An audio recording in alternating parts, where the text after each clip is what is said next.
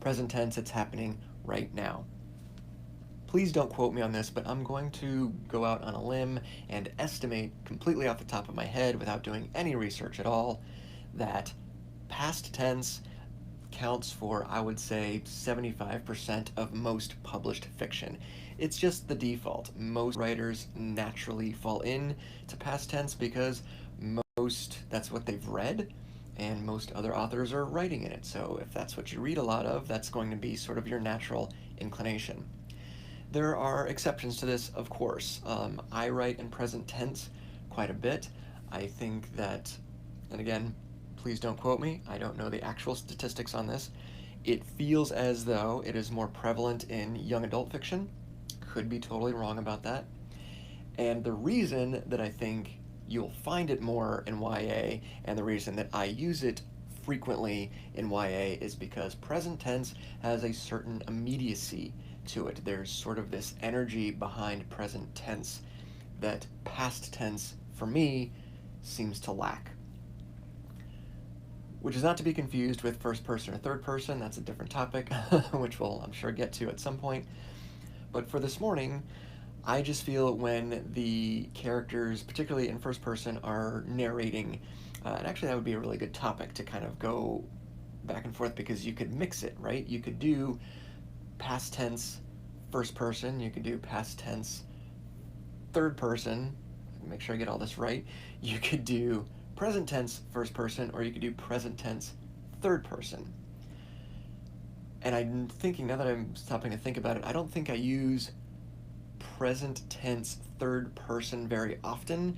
Present tense third, to me, feels sort of self-aware, literary, and I don't mean that in a bad way, but sort of, oh goodness, what's the best way to put this? Can you tell that we're live and that I have no notes? Present tense third person feels like you're trying too hard. That's just an opinion.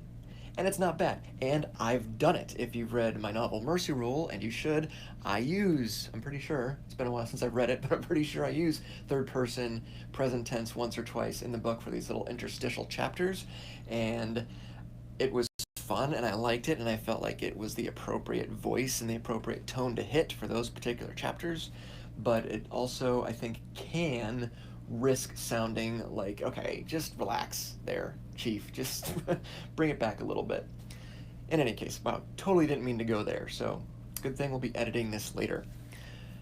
Past tense, present tense, for fiction, really doesn't matter. Present tense has an immediacy to it. There's an energy to it that I feel is very suited towards young adult, because young adult, and again, I should clarify, when I say young adult, I'm talking about young adult contemporary.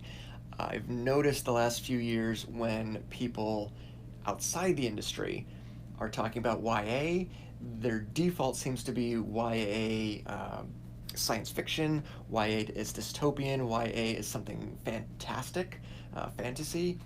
That wasn't always the case, but it's just how the market moves. So when I'm talking about YA and present tense, I'm talking about, generally speaking, contemporary, realistic, non-magical, non-fantasy, non-dystopian young adult. And because the tone and voice of YA tends to have so much energy regardless of the topic, I think present tense works for that quite easily. The good news is, as I said at the beginning, it really doesn't matter.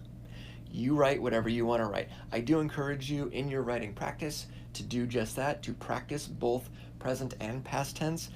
The issue I run into is I will frequently start with one and then accidentally shift to another, and then I have to decide, and regardless of what I decide, I then have to go back and make a bunch of changes, which really sucks. But in your writing practice, I encourage you to try both present tense and past tense. Take a chapter or two of whatever you're working on and switch to the other. If you are writing, a thriller or a mystery or a cozy or whatever it is you're working on in past tense, rewrite it, spend, an hour or two writing, rewriting or revising a chapter to present tense, and just see what happens. See if you like it. And if you don't, no sweat. Don't worry about it. But it's just, All the practice isn't going to be bad. The good news is, doesn't matter which one you use, an agent isn't going to look at your novel and say, oh, well, I was going to represent you, but it's in present tense. Like, that seems very unlikely. They might, on that note, say, I would love to see this, but it needs to be in past tense because I feel the story would be better served, or the voice would be better served. God forbid the marketability would be better served in past tense or present tense. So you might, it's possible, it's conceivable, you could get a note like that, but just the straight up choice of past versus present is not going to make any difference at all. It's really going to be about the voice, it's really going to be about the characters, the plot, the writing. Are all of these things unified and together in such a way that this is going to be a book I can sell to, Penguin Random House or whoever. So, write however you want to write, feel good about it, practice, try different things, see what works, and you'll kind of find your way as you practice. Okay, that's all I've got. I will see you tomorrow for whatever we happen to be talking about. I have no idea what it's going to be because